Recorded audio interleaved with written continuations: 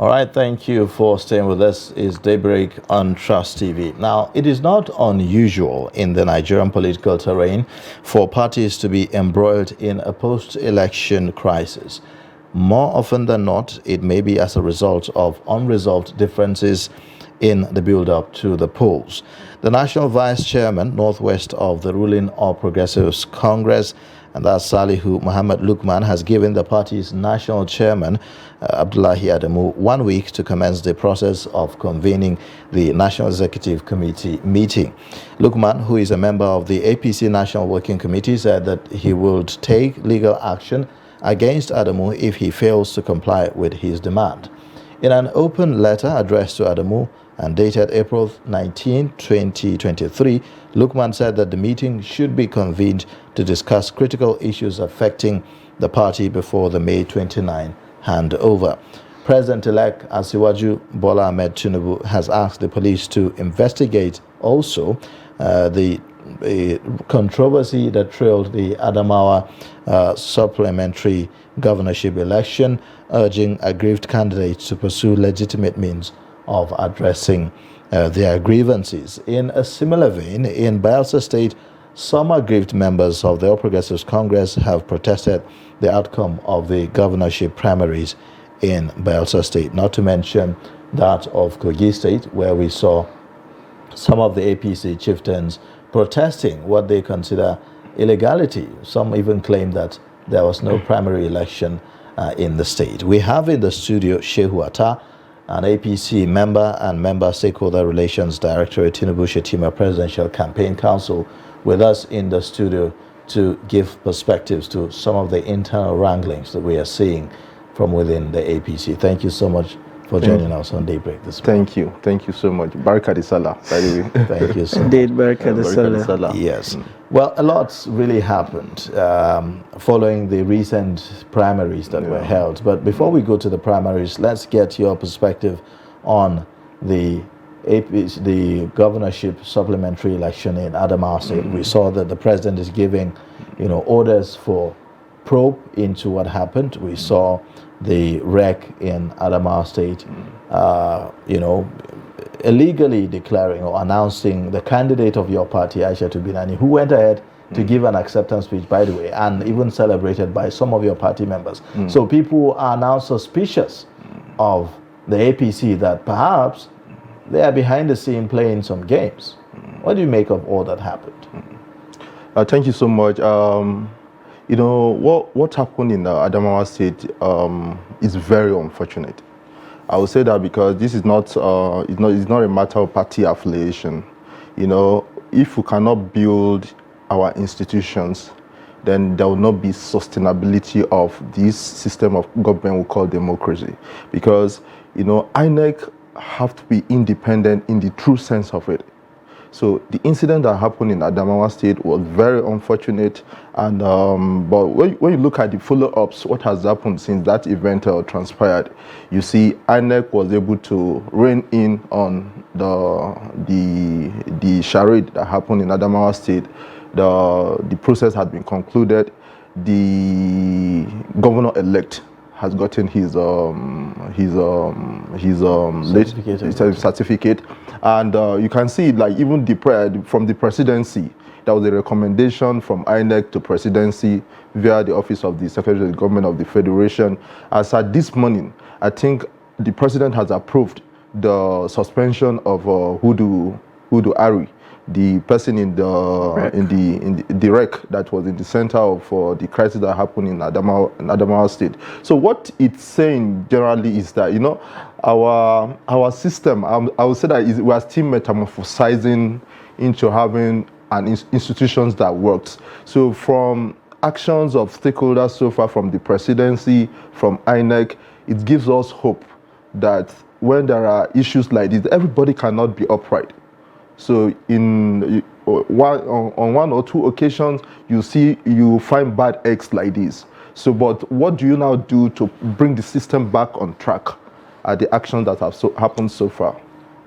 You said things that are quite instructive, at the risk of slightly digressing from touching a number of these issues across the country, because there are quite a number of them. Yeah. You talked about institutions. How critical is that? Because how comfortable is it that things go wrong and then we sort of wait for the president to say he's approved that investigations happened and all of that? If not, you see some level of docility with the institutions, because this was clearly what looked like a daylight a coup, sort of, in a state where, because that singular announcement could have resulted in the breakdown of law and order, and the victims could have been anybody, even those who did not even show any interest in the electoral process.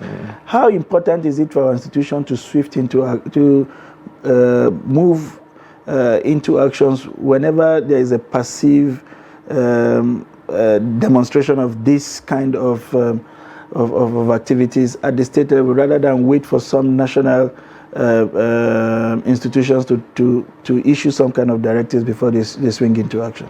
Okay, that brings us to independence of our institutions. And when you talk about the independence of our institution, you look at who are the players within the institution. How are they even appointed into such institutions? So we need to begin to look at all these. What processes do we put in place to even appoint INEC? In this case now, is what the institution in our question now is the INEC. What are the processes that have been put in place to appoint commissioners into INEC, to even appoint these residents electoral commissioners? Are you getting it? So these are the things we need to look at. Is there any reforms that will have to that will have to be carried on our constitution to ensure that people of proven integrity are appointed into all these kind of statutory institutions that are very important to the survival of our democracy? These are the things. The fallout of Adamawa election has thrown up to the fore the weakness in the system. So, and I think these are the follow-ups. The media will have its role to play. The civil society organization have their own roles to play, and even the stakeholders within the political structure itself has its own role to play. So to ensure that we put the interests of the country first, the sustainability of the country of the system we're playing first, before any political affiliation or personal interests on all these cases that are throwing up. Yeah. Okay. Can the APC disassociate itself from some of this? Dissociate or associate? Disassociate itself. Okay. From some of these shenanigans that we are seeing now, because from up till now, I've not seen any statement by the national body of the APC condemning the actions of the candidate of the APC in the state, Aisha Tubinani, who clearly we saw, gave an acceptance speech, and that's like an endorsement of illegality, because, it's clear that she certainly was aware that this process has not been concluded, but she went ahead to give an acceptance speech. So, is there no need for the APC national body to say, look, this is not what we stand for, this is not what our party represents? Okay, in this whatever statement I'm making here on behalf of the party is a personal opinion, and between the time that these incidents happened and now, it's not too long a time for the party to come up with a position on that. But the leadership of the country is the party. The president is from the party. I get in it, and for the leadership of the country to have set the record straight, as at this morning, the president has approved the suspension of Hudu Ari, the man in the center of the whole of this activity. And I think he had even given instruction for the Inspector General of Police to investigate other of their officers that were implicated or that were involved or that were there at the scene of the incident. And we can see positive steps being taken to address what has happened.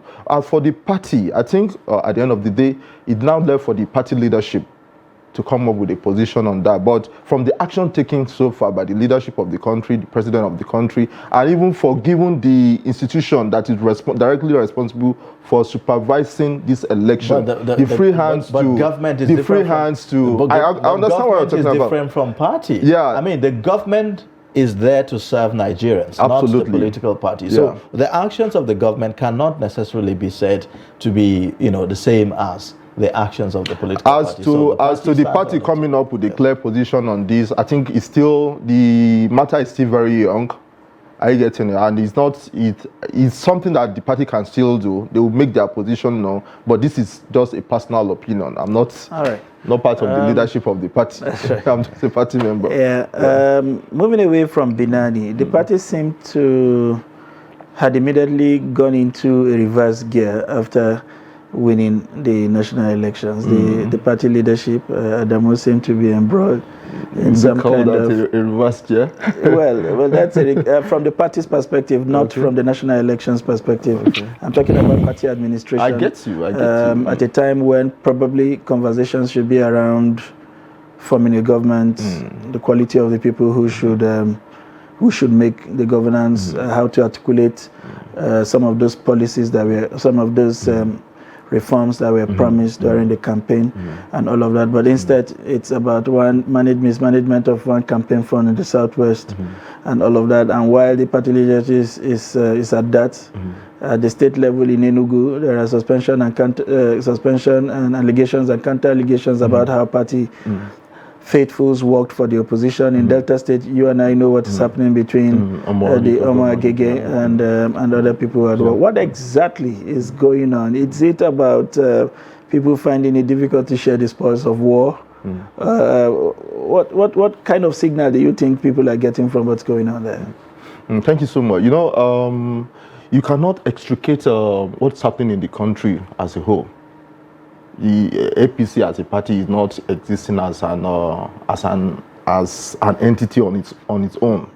It is still within the Nigerian context, and this is a country, this is since we returned to democracy, we have 16 years of PDP. We have party systems that are not really very strong in their ideological leaning. You get, they are not very strong in their ideological leaning.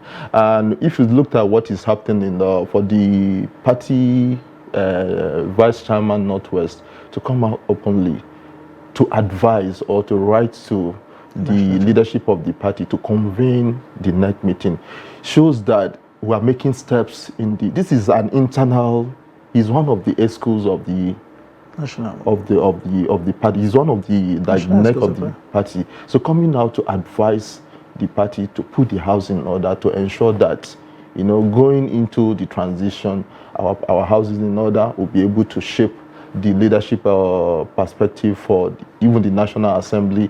But if your house is not in order, how are you going to, relate with even the new government to ensure that we'll have a singular voice going into the transition and all that? I think it's a step in the right direction. Gradually things will take shape. Well, I'm happy that things like this are happening, because if you looked at before the APC election that brought in Abdullahi Adamu, we have a group we call APC Rebirth. It's a group of young people in APC. What we're advocating for is for our party to function as an independent body, to be able to have the values for forming this political party entrenched within the party, so that we can have sustainability of our value system, and in this case, shaping the leadership of the country. So if we have a very strong party, it's going to be a win-win for us. And what is happening within the APC, I think, is a good one. It's happening at a very at a good time. We need to put our house in order for us to be able to assist the president-elect to give the right leadership to the country. It's a good one. When you talk about putting her house in order, does it appear that we are making any headway? Because, like you rightly mentioned, if these people would rather choose the public sphere to make their call rather than all the avenues that are available to them, then it shows clearly that somebody is not listening to what is being said indoors. The APC has plied this road before. You will recall in 2015 how that whole wrangling led to some people breaking away from a supposed meeting that led to the emergence of a different Senate president, one not anointed, if you like, by the powers that be. Does it appear to you that we are going to repeat that experience? I doubt, because the reason why I doubt that there's going to be a repeat of it and of that kind of experience now is because, already people within the party are already agitating that the right thing should be done. And I want to believe we are in the majority. You get, because if you look at the outcome of the 2023 general election, there are party men that obviously did not support or that worked against the party. Some of these people, they know them. I guess so. It is now right for, and majority actually worked for the interest of the party. I want to believe that that majority that worked for the interest of the party, that gave the party the victory we deserved in the 2023 election, are the ones shaping the narrative of what is happening now. So if that is the case, then there will be a deviation from what happened in 2015. So if the majority is actually the one shaping the narrative of the wrangling that you're talking about now, then I'm hopeful that before the inauguration, like the party vice chairman Northwest stated, as Lukman Mustafa, requested, things will be put in place. The party leadership will find his foot again to call the next meeting, shape the direction for the party, for us to be able to give the right leadership to the National Assembly and even the country as a whole. Okay, so still talking about the National Assembly, why does it seem like an impossible task to come up with a united front as to the leadership of the National Assembly? So there's been talk about whether the seats at the National Assembly should be zoned, going by the current structure within the party to ensure balance, equity and fairness and all that.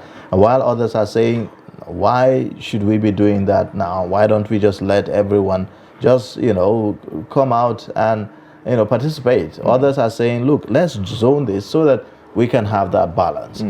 Why has the party, or why is it, at least from what we are seeing, seems not yet taking a stand, on what should happen at the National Assembly? This is politics, and in politics is interest, right? If the party is not providing that leadership to whip everybody in line, to ensure that what is needed to be done at every point in time is done. If the party is not providing that leadership, politics is interest. If I'm the first timer today in the National Assembly, I can decide to just go through my hat in the ring. I want to contest for the Speaker of the House of Representatives. So, but it's now left for the party to shape the narrative, to put the right or if they're going to be zoning, it's now the responsibility of the party to micromanage its members, the elected members. Are you suggesting in any way that the party is not providing that leadership? It's not too late. Don't forget that we're just coming from Adamawa election, just last week. You get, so that we're already discussing something like this, that even a NEC member can write an open letter. The party is already checking itself. People within the party are already telling themselves that let's do the right thing that needed to be done, such that when we get to this point, we will not miss it. Okay, so that this narrative is coming up at this very early stage is a hope for the party. When you talk about the right thing, viewers at home will want to understand what exactly these right things are. You talked about the Rebirth group or the Renaissance group, charting a path that they think is the right thing. What exactly is this right thing? Because Lukman had called for the chairman of the party to resign and allow somebody else from within the zone to take over, to begin to create a resemblance of nationhood. And it is in that recalibration that they will find the moral voice to also do what is right for the National Assembly. Is that what the popular view is, that this national chairman has led the party thus far? It is time for him to take the back seat so that the calibration or recalibration begins from that place, in a bid to address genuine concerns that came up around the same faith ticket and all of that. Is that the thinking of the Renaissance? When you look at the call, what Lukman is calling for is not calling for the national chairman to resign or to take a back seat or to hand over the baton to some, because we have done an election. Nobody is perfect. For that, we even won the election 2023 election, and we're having the majority in both the House of Rep, the Senate, and we have the president-elect. Is kudos to the party, you know. So he has tried, but you know that you cannot be 100%. That we can even have an insider to remind, okay, there's a need for us to call the next meeting. There's a need for us to put our house in order. That is, in a way, the party is checking itself, because we know that the tax ahead. Nigerian, okay, Lukman was talking about the rebate, the New Hope, the Ashiwaju's document. We're all on the field. We marketed this document to Nigerians, and we promise hope. So the party needs to even begin to whip everybody in line to ensure that this promise we have promised Nigerians is not going to be like we just promised Nigerians just for us to win an election. So if the party is not, we've not been able to put our house in order, I can bet you there's going to be a problem. So the call is a call in the right direction. From what I have seen and from the interaction I have had with the stakeholder, nobody is calling for a sack of Abdullahi Adamu. What they are calling for, convene the next meeting. Let's shape if there's going to be zoning for the leadership position for National Assembly. Let's know where these zoning is going to, in view of the fact that we already have a ticket that raised a lot of noise, that people trumped this religious sentiment on our ticket. So this is now the right time for us to put our house in order, to provide that leadership the party urgently need at this very point in time. So why is it difficult for the party leadership to understand this urgency? Why does it have to be prompted? What do you think that signposts? It's 39 days to hand over. I will not say that it's too late. There's still time for the party leadership to put her house in order. And like I'll still repeat again, that somebody within the neck is coming out openly to like, okay, you know, let's put our house in order, shows the urgency people within are taking this matter with. Okay, let's go to Kogi now and talk about the party primaries, the APC party primaries in Kogi State. A few days ago, we had one of the candidates in that primary, Smartade, may come to make claims about not even having any primary in Kogi State. What do you make of what happened there? Well, what insight can you give us from what transpired in the Kogi party primaries? You know, you cannot take Kogi out of what is happening in the country as a whole. I will continue to say that our democracy is growing, our institutions of governance is growing, and the stakeholders within the system will have to dedicate themselves to ensure that our structures work. In this case, what I mean by our structure is the party structure work, so that when we have internal party competition like these primary elections, of which, you know, at the end of the day, it will always throw up a winner. But how are we able to create that sense of equity, you know, the level playing ground for all people going into this contest to feel that a sense of balance, that I'm not being shortchanged out of the process that is going to throw up the candidates? That is very critical. And you cannot, if the party is not strong, to provide that platform for all members of the party to feel that sense of belonging. It can favor me today, and I'll be praising the party. Tomorrow, it might not favor me. So at the end of the day, it's not going to be a win-win thing. I might win today, tomorrow I will lose. But we should be able to create that platform. So what I'm saying in essence is that this is politics, it's interest. Even when we have 99.9% level playing ground, some people will still complain. But I want to believe that there is the judiciary.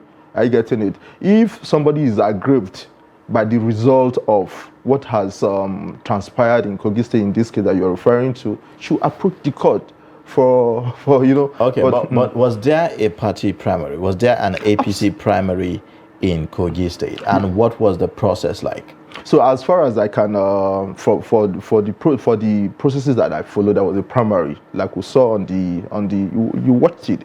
That was a primary, and a candidate has emerged. What I will continue to say is that if you contested in that election, and you are not okay with the outcome of the election, you can approach the court for redress. That's how we have. This has become almost like a cliche now, talking about going to court. We've seen all kinds of gimmicks put up. We've seen all kinds of drama done during an election, during the process of an election. People sometimes could even go to as far as jettisoning the guidelines or the provisions that have been laid down for the process of the election, just to get to the end point, to say, let me just win the election whichever way, and then go to court later. So we are not much about the process. It's about now the end justifying the means, and all that. So if you talk about that, how then do we make sure that the institution is strong enough? How do we respect the structures that we put in place if we don't want to follow the process but rather wait and go to the court? So I'll still connect what is happening at the national level to the state level. That is why I'm happy as an individual. I'm happy that there's already a narrative as to the party, the national body of the party working. Because if the national body of the party is working, it will set a template for the state level structure to be able to, put their houses in order for the party state structure to actually work. But this is politics. We went into a primary election. Everybody wants to be the winner. Even when we have a perfect primary election, somebody will still come with his own reason why he feels that, okay, this election did not take place. So that is why we have the judiciary. So there was a primary election. A winner has emerged. Ahmed Ododo is now the APC governorship candidate for Kogi State. So if any of the candidates, that vied for the position is not in consonance with the outcome of the primary election, that is the judiciary. You cannot have a perfect system overnight. So it's all stakeholders within this system will have to dedicate themselves to ensure that we have a sustainable party structure. All right. As we gradually begin to wind down this conversation, you talked about operating in a climate where party ideologies do not hold supreme. We have seen what some analysts describe as a bandit approach to party operations in Nigeria. Not just for the APC, countrywide. Parties have become just a tool to power without respecting. So if you look across all the parties, they seem to be the same. You can't distinctively say this is where this is different from the other. How do we begin to build back? And what becomes, we can look at a party and say, okay, these guys are socialist in approach or capitalist in approach or whatever it is. How do we begin to build that kind of structure that would entrench independence on the party, where the party will become supreme and not the people who in election becoming party leaders? That would also start from even attracting the right kind of people into the party leadership. The right kind of people, those people that have those value system, the people that are thinking about 50 years, 100 years from now, what kind of party do we want, what kind of legacy do we want to leave for the country? Because if we want to prove, a party cannot exist as a vehicle for just every 4 years cycle. We cannot, the kind of people the party will throw up as leaders of the country, either the executive or the legislative arm of the government, will not be much different from the quality of people you have managing your party system. So there's a need for us to work, and sincerely, I will continue to repeat, that is why I love what is happening in the APC, because we will have to set the roadmap for others to queue in. All right. Okay. Well, thank you so much for your perspective, Shehu Atta, member of the All Progressives Congress and also member of the Stakeholders Relations Directorate of the Tinubu Shetima Presidential Campaign Council. We look forward to having you again on Thank you so much. Thank you. And Barka da Sallah, by the way. Barka da Sallah. All right, this is the much we will bring to you on today's show. What promises to have been a very interesting outing for all of us. We are wishing you a fruitful Salah celebration. If you had missed out on any part of the show, please recourse to our social media handle on Instagram, on YouTube, on Facebook to catch up on all the interesting packages that were brought to you this morning. And please stay tuned to Trust TV for all other interesting packages lined up for the course of the day. I am Sunday Michael Ogo. And I am Ayuba Ilya. Thank you so much for making that time to be with us this morning. Eid Mubarak to all our Muslim faithful. I am Ayuba. Once again, bye for now.